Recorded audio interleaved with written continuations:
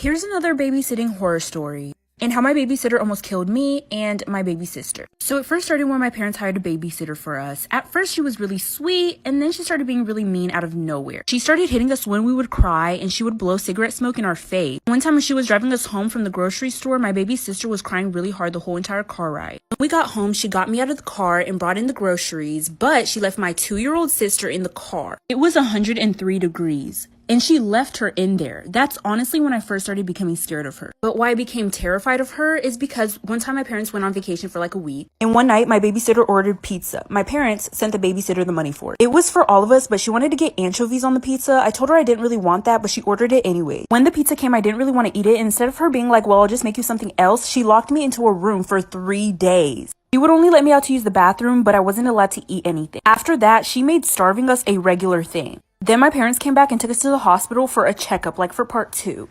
This is part 2 of my babysitting horror story. So like I said, my parents came back from vacation and took us to the hospital for a checkup. They took us to the hospital because they noticed we were getting really skinny. When we got to the hospital, the doctor said my 2-year-old baby sister only weighed 19 to 20 pounds. And I was 13 at the time. I only weighed 90 pounds. The look on my mom and dad's face was enough. So when we got back into the car, I finally told them about what the babysitter had been doing. Now hold on tight, because the way my mama reacted to this, you would have thought somebody possessed her. Immediately, my mom started going off on my dad, like yelling and screaming at him. And he just had his hands in his face. I was so confused as to what was going on. See, I didn't know my dad when I was younger. He passed away before I was born. And so I found out that my current dad at the time wasn't my real dad. And I didn't know the truth until this whole babysitting situation. She babysat me for like a month and then my parents fired her. I'm 23 now. I honestly could have forgotten all about her. Well, just last year, my mom told me that babysitter was my dad's ex-wife. Well, anyways, this is what my mom did to my stepdad's ex-wife after we went to the hospital. This is part 3 of my babysitting horror story. So like I said, I finally told my parents about what the babysitter had been doing to me and my baby sister. I was so confused as to why my mom started going off on my dad right away after I told her. But 10 years later, I'm finally finding out that my babysitter was my stepdad's ex-wife. My mom told me that she had been really iffy about letting my stepdad's ex-wife babysit me and my little sister, but she only agreed with it to save money. So my mom told my dad to get out of the driver's seat. She got into the driver's seat and she started driving. I wasn't exactly sure where we were going and my dad didn't know either, but we ended up at the babysitter's house. Luckily for her, she wasn't home because my mom would have dropped her. Shit, she might have even got a murder charge that day. But my mom told me to get a rock and to just start chucking them at her windows. So that's what I did. There, me and my mom were chucking rocks at my babysitter's window. And my dad was watching us holding my baby sister. My mom didn't take her to court or anything. I'm not exactly sure why. Probably something to do with my dad. But my mom made my dad cut contact with her completely and they fired her.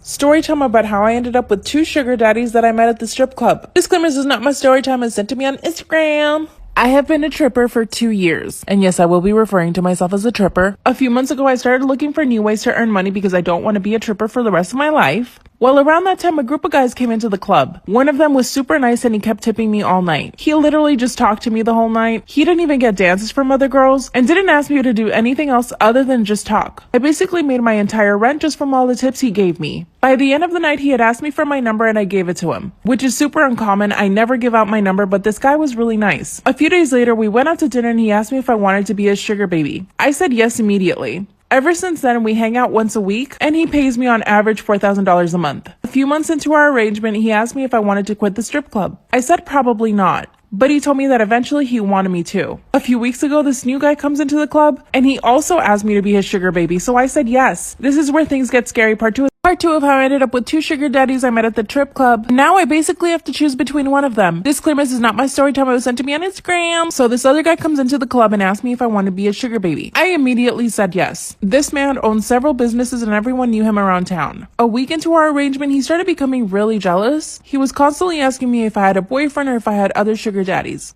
Of course I said no. That's when I realized I had to hide everything from both of these guys. Luckily, the second sugar daddy traveled a lot. He would FaceTime me all the time and even ask me to turn on my location. The only reason I put up with it was because he was giving me $7,000 a month. That's when sugar daddy number 1 asked me to quit the club again. And I basically said yes because I was getting enough money. I didn't realize it then, but he basically took that as me saying that I wanted to be in a relationship with him. That's when he started wanting to come over to my place all the time and basically spend every single day with me. So I would tell him I was going to the gym, but really I was going to go see my other sugar daddy. Then sugar daddy number 2 asked me if I wanted to move into a better apartment, and he became my co-signer. Part 3 is up. Part 3 of how I ended up with 2 sugar daddies and I had to choose between one of them. Disclaimer, this is not my story time. It was sent to me on Instagram. So sugar daddy number 2 offers me an apartment and wants to be my co-signer. And the apartment was so beautiful. It was 2 bedrooms, had a washer dryer inside the unit. It even had a doorman and a pool and everything. It was a huge step up from the place I had. This is when sugar daddy number 1 started getting really suspicious. He asked me how I could afford it. Then I broke the news to him that I had a second sugar daddy. He freaked out and told me I needed to choose between him or the other guy. I can't tell sugar daddy number 2 because he's super jealous, but my gut tells me to go with sugar daddy number 2. He pays me more money and gave me the apartment, but number 1 is super nice. But number 2 travels all the time, so I don't have to see him all the time. I don't know. What do you guys think I should do? I love my new apartment though. What do I do? Am I wrong for wanting to tell my aunt that her husband is my dad? If you've read the title, then you can probably understand why my head is spinning so much right now. I, 19 female, and the product of my mom, 40 female, sleeping with her best friend's Eve, 39 female, boyfriend turned husband Adam, 40 male. According to my mom, it only happened once, and they immediately regretted the act the next day when they were sober. They swore to never speak of this and continue living as if it never happened because they didn't want Eve to walk away from them. That's freaking selfish. Around the time that my mom got pregnant with me, the flu was going around, so when she first started feeling the symptoms of pregnancies, she assumed it was the flu. However, when the symptoms lasted for weeks, my Aunt Eve convinced her to go see a doctor and was with my mom when the doctors told her she was pregnant. Apparently, she was too far along to do anything else but have me, and Uncle Adam was upset when my mom changed her mind about adoption. It got to a point where Aunt Eve threatened to break up with him if Uncle Adam didn't stop telling my mom that she'd be a horrible mother. My mom had no family support, so Aunt Eve and her family were there for me and my mom a lot. Hence why I call her Aunt Eve, and she's even my godmother. I was a flower girl at Aunt Eve and Uncle Adam's wedding. I love my Aunt Eve very much and consider her a second mother. I was devastated when I found out the truth my mom privately confessed to me while she was drunk and didn't remember it the next morning. My mom tried to play it off, but I secretly took some of Uncle Adam's DNA and sent it in for testing.